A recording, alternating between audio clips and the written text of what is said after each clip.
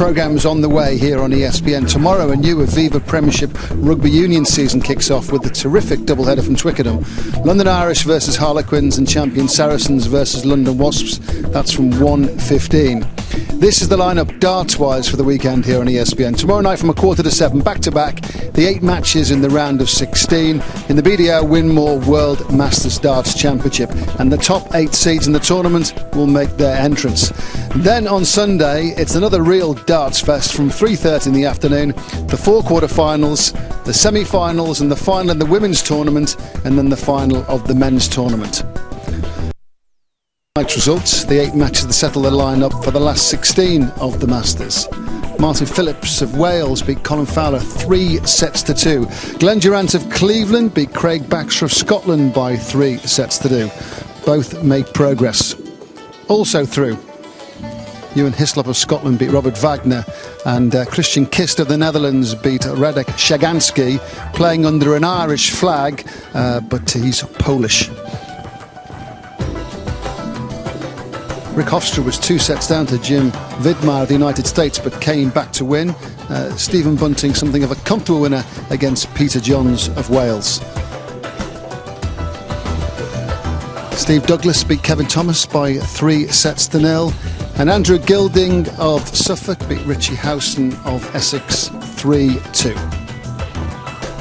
David Croft has done a sterling night's worth in the commentary box, and he's come down to join us. Now, headlines from those matches this evening. What would you pick out as perhaps performance of the night from the qualifiers? Difficult to tell a performance of the night. I think we had 6 very strong winners out of the 8 that went through. 6 guys that I actually think could do some real damage to the seeds tomorrow.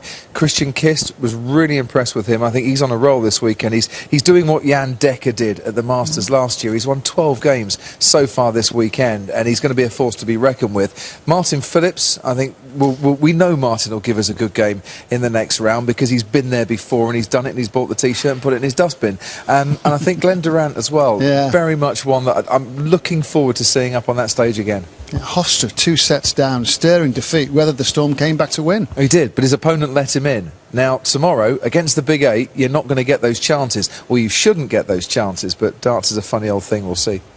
OK, let's take a look at who the qualifiers are going to play when the seeds make their entrance tomorrow. So, Steve Douglas, he's got the biggie, hasn't he? He's up against Martin Adams, 3 times Masters winner, the reigning BDO World Champion. John Walton is a former BDO World Champion and a former Masters Champion. He plays Glenn Durant of Cleveland. Also in the lineup tomorrow, Gary Robson, very confident, talking to him this afternoon, extremely confident. He's going to play Andrew Gilding. And Scott Waits, don't forget, he is the reigning Grand Slam of Darts champion. He plays the very brave and the very confident Scot, Ewan Hislop. Also in the last 16, Dean with Stanley, number 2 seed, very confident, as all the seeds are, against Rick Hofstra, who did weather that storm to come back and win. And Tony West plays Christian Kist of the Netherlands. And Ross Montgomery of Scotland against Martin Phillips of Wales. That's going to be a good lineup. And Robbie Green against Stephen Bunting. Stephen Bunting so confident, Robbie Green top player, difficult to call. Now, John Boy Walton, one of the top 8 seeds, former Masters champion, of course, former BDO World Champion. He'll make his place in the last 16 tomorrow. John, the 2000 Masters champion, 2001 World Champion. Let's just say a quiet period in between, but back in the top 8, a real renaissance. What do you put that down to? I had a trapped nerve in my neck, and my confidence got knocked. So I've had the trapped nerve sorted out last year in Turkey. And through help of physiotherapy in England, thanks Mark. And I'm just getting my confidence back now. I'm not in pain when I'm throwing a dart, and it's just confidence building now. That was very clear, the confidence at Lakeside against Martin Adams. You're on the wrong side of a 4-3 then. Yeah. You're looking to exact some revenge this weekend? Hopefully we get through my first game, I think, and Matt gets through his. I think I've got him again. So who knows? Revenge is sweet, as they say. You like this tournament. The only man to throw a 9 darter in the history of the Masters. What are the odds on that happening again? Who knows? I I think it was the last one in 2007 when I think it was the last one Ray did. And Ray's back again, so who knows? It could be a good omen for me. We might see one. So playing Glenn is not for the first time. You've squared off against him before. What can you expect? Glenn Durant is a dangerous player. He's been around a long time, but this year he seems to have gone up an extra gear. He's playing well, extremely well. He played well at the England Masters. I think that's where I played him last time, and I was victorious. All being well, do the same again today. It's going to be a tough game. Hopefully I'll come through the victor. We'll just have to wait and see. Can you see John Boy recapturing that form that took him to those titles? Yes, because you're never quite sure what you get with John Boy Walton. You either get the 9 darter that we saw in Bridlington, or you get the bag of rubbish that he's thrown in many years when he goes out in the first round of the Lakeside. Something about John Boy Walton comes alive from time to time, and now he's over that injury, that neck injury that he was talking about there. Who knows what he can achieve? Martin Adams, of course, is the man to beat, and I heard you mentioning in commentary this evening, he's had a terrific result, hasn't he? It's a sensational result. So while the other 7 seeds have been kicking their heels and have had nothing to do other than join us in the commentary box, he's been playing Adrian Lewis, the PDC World Champion, down at the Circus Tavern, and has won through 13 legs to 12. So not only a tough, hard, competitive match where both guys will have been going for this. It's not just an exhibition. There's a lot of pride at stake, but Adams has come through it. It's a great warm-up for him. I think that is a magnificent result for him, for his confidence as he comes to try and win a 4th Masters title. He does get better and better with age. What is it about Adams, you think, that he's just found such a rich vein of form? It's because eventually he got over the final hurdle. Remember in Bridlington when he should have beaten Michael van Gerwen to become the master for the first time, and he didn't do it.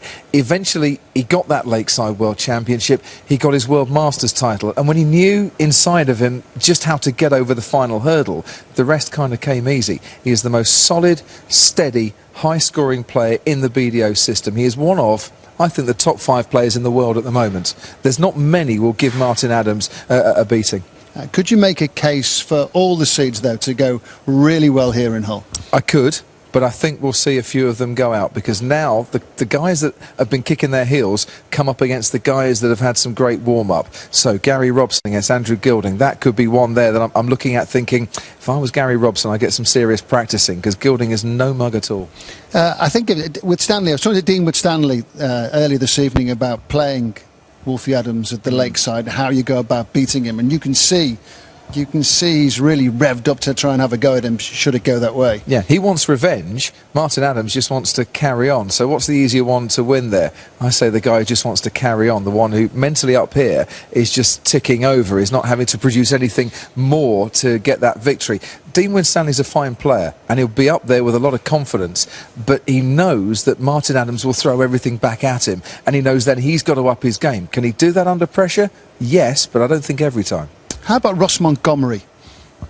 Ross Montgomery I have seen go through a purple patch and throw absolute brilliance, but like John Boy Walton, I've seen him throw the bag of rubbish as well.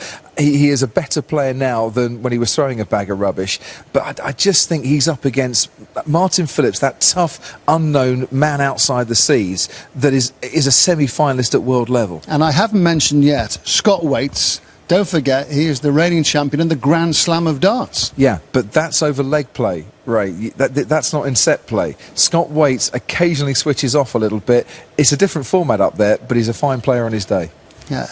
Who would you say? So far, Adams the clear favourite, is that the way you're saying it? Adams the clear favourite because we know what he can do. Winstanley's got an excellent chance, but one of the guys that has won through tonight, you never know, we might still see them in the sharp end on Sunday. David, thank you very much. That is it. We're back at 7:15. We don't mean in the morning, but then again, we're in darts world, so you never know. See you soon. Bye for now.